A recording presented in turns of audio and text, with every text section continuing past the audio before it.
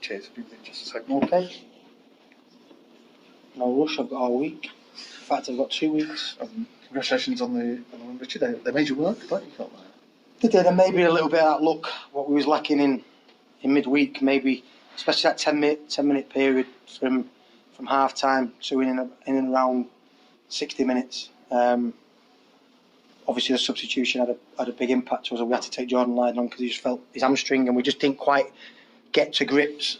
Our options to come on for Jordan were quite limited, not in terms of personnel, but then we've got Granty, who I didn't want to move from holding, and we've got 2 left footers. So our balance was just a little bit wrong.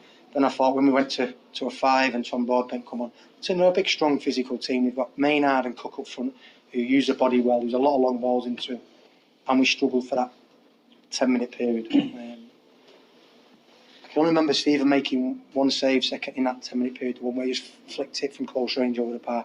Maynard missed a chance where he hit the side netting, but we also had a lot of chances. I mean, first half, if we score the goal, it's a great move where Doyle hits the bar. Then we can have a more comfortable finish. But this league isn't like that.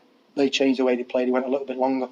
It caused us a few problems, but I'm really pleased with the last 25 minutes where we dug in, and I think the last 15 minutes it didn't really trouble us. How much did you settle things down with the formation change and how much formation, how much personnel? I just think it was able. What was happening was we want to press, so my strikers were pressing, my midfield players was half pressing, but the gap between them and the especially Zeki and Frenchie was too big. He was able to drop balls in. You know, they're quite clever when he's fighting with them. They can roll you. Then he started rolling people in and caused us a threat. But once Tom come in and we had that extra little bit of security, and then with Granty front screening, it just gave us a bigger strandle hold of the game. And because we went to a 5 and then a 4, he wasn't many diagonal, so he played a lot of straight balls, which we're happy to deal with. How pleasing is it to have Tom involved for a significant half hour, given that he struggled to get playing? Yeah, and he done great. Obviously, it was a game that we needed his physicality, his heading ability, but I also thought he made good decisions on the ball. You know, there was one where he was bouncing and just decided to put it in behind, which was a good decision, and then all the other occasions he kept it simple, and it was a really effective performance by him. And like I say, you had some great chances in the first half, and one that Paul Caddis conjured up a bit out of the blue way. Yeah, that would have been some story, wouldn't it? But he's way off it, fitness-wise, but he got through it because he's experienced. It's a bit like when we signed Granta, when he'd had no pre-season. You know these lads with hundreds of games under their legs, he can get through it. If that's an under-23s player, he's flogging. He doesn't make the right decisions, he doesn't manage the game, manage his body in the right way. But you knew with Paul, he was flagging, but I don't think at any time we looked at him and think you can expose it. Really good second debut and a great performance. I keep asking this every week, but where are you with Dion Donoghue now? He wasn't involved in the squad. There was... we've signed him. I got a phone call last night. We've done our shape the previous 2 days with Dion starting left back and Hunty starting right back.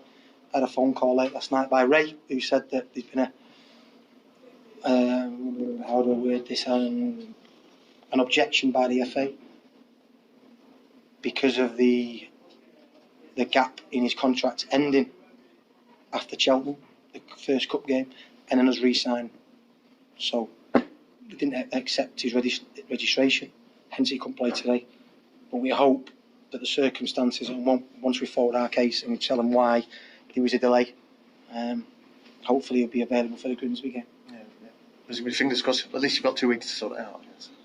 Well, probably the FA, you need 2 weeks. So. 5 league wins in a row now. Are you quite encouraged by the sort of various different characteristics you've shown in those wins? There are times when you've out-footballed people, and there are times where you've done the stuff. Absolutely, especially I think is it 3 on the bounce at home? Also, Stevenage today. And when teams come and do what he did, first half, Mansfield wanted to play, and they've got a little bit of everything. I think they'll start climbing the league. But then once he went long, it did cause a problem. So if you're going to get promoted, you do need little different things to your army, and we've shown that. And it's not a physical thing. I think physically we're okay. It's just when people are playing long, you need to get in the right positions. I think in that 10-minute period he wasn't in the right positions. Hence we needed to make the change. And I would have liked to have got one on the counter-attack. Kane had a couple of chances, Jerry had a couple. But clean sheet is very pleasing. Did Noel Hunt get booked near the end? Well, the silly rule is Noel Hunt gets booked, but I get fined. You reclaim this often.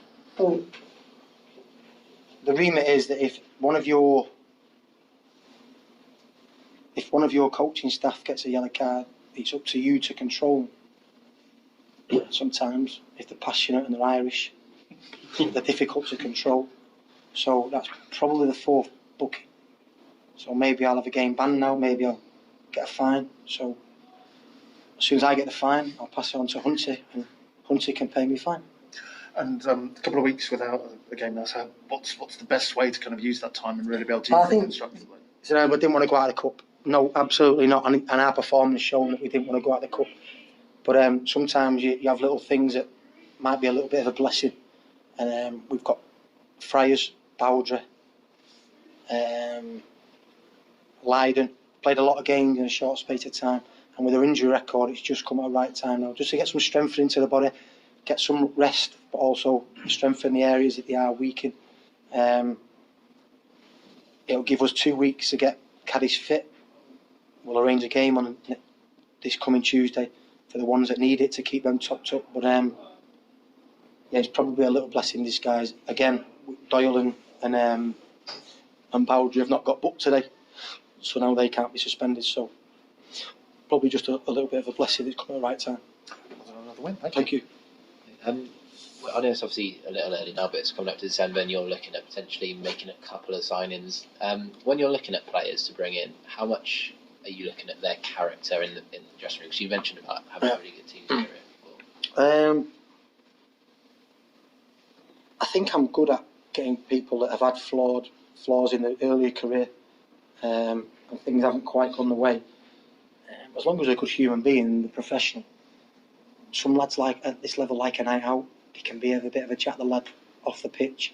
You can have 1 or 2 of them. So it's important we don't get too many. I think all in all, we know that. Myself, Tommy Wright and Hunter, Steve Milden, we know enough people in the game that when we identify certain players and we ring around and we get enough opinions that, we can make a judgment call. Sometimes it doesn't work out because for players playing for one manager, he thinks he's the best manager in the world. If he then moves to clubs and he doesn't get a game, the manager will treat him exactly the same, but he doesn't like him, he can say, so it is what it is. But yeah, character's a big thing, but also personality. You see Paul Caddis today, and Grant is one of the best ones. Every time he steps on a footy pitch, you see his personality. You see the winners. You see that they can manage games. So we also take that into account. And Stephen Bender enjoyed largely a pretty good game today, but obviously he also had a couple of little moments. Is that kind of what you just sort of accept? I think what the cross came in and he's sort of gone to catch it and fumbled it. Sort of that happens with young keepers, but is that something you sort of accept because it's quality? He'll play it. He's got a chance of playing at the top level. You tell me Peter Schmeichel's the best keeper that's probably ever been. Signed for Man United, mistake after mistake. Barthez signed for Man United, mistake after mistake. You see new keepers coming in. David De Gea, kid's 21. He's excelled way quicker than what we thought. Is he going to make mistakes? Absolutely. Do we support him as long as he's trying to do the right stuff? Absolutely. So I've been really pleased, surprised how quickly he's adapted. We played against I can't remember who's holding on. Might have been last week game. Might have been Stevenage. And he come off. He's never played in them conditions before. When it's windy with under 23s, he gets called off. They don't. So balls being shelled in a box constantly. He's never played in that environment, and he come off. He'd made a couple of mistakes. And like, you okay? He went, I've never played in that environment before, but we dealt with it well. I mean, it helps that he is 6'5", and when he jumps, he could probably slam dunk a ball. So it helps with his size and his composure. He's German, so he's efficient. Just one last thing. I know you mentioned there was one player, one of your loanees, that can be recalled for the entire. Did you guess it right? No, I was hoping you might be able to divulge who it might be. You've got 1 in 11. I know, but I'd like to hear it from you. Have a guess. If you get it right, I'll give you a tenner. You've got 3 guesses. Is that Owen Doyle?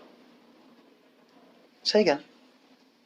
No. What was the question? I said one of their players. Oh, one of theirs. So I said yesterday that we tried to sign Maynard and another one of their players, and you're trying to guess. Is that what you mean? No. Right, sorry, it's my fault. I've totally missed your point. I thought you were trying to pull one over. No. So you said we've got Swindon Town have got 6 loanees. Yeah.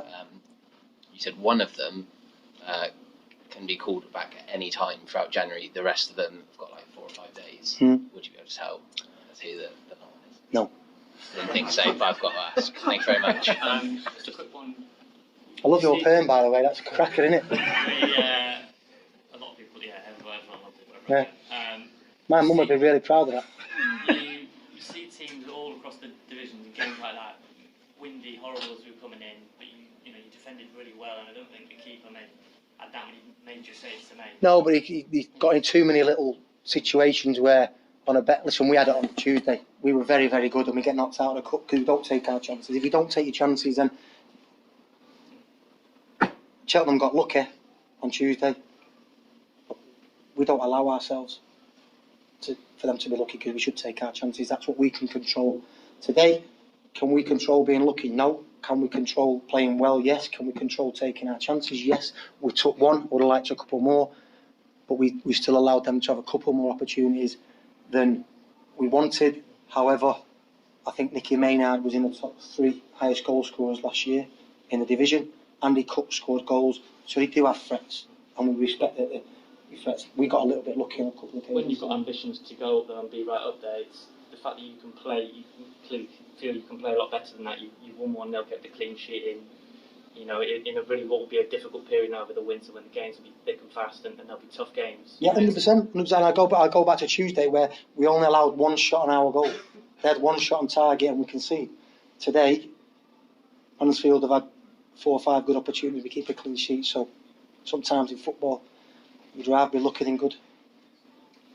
Yeah, just quickly, you've not been without injuries this season. Obviously, you lost Dion. Then we've not been without injuries.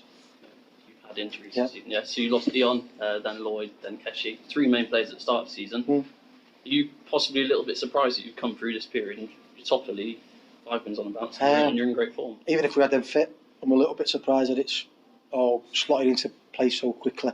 And again, it can bite you on the bum if you start getting carried away.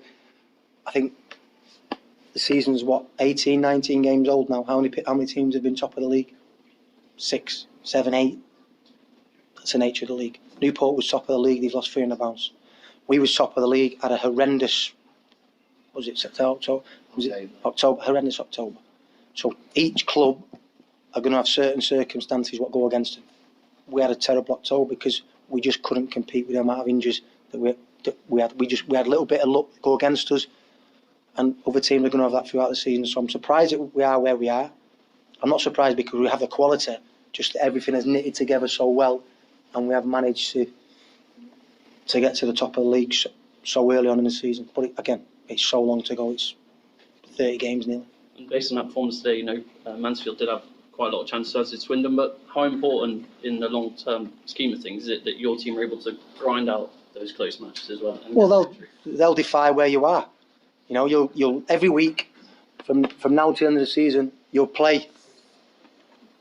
Example, Mansfield today on 21 points. Mansfield 21. We're on 33. It's a 12-point gap. If they win, it's 9. Now it's 14. So you'll get every single one of them games from now till the end of the season. You'll get Forest Green playing Crewe. And them results, them 1-0s, them little extra 2 points, they'll define where you are at the end of the season. All right? See you, lads.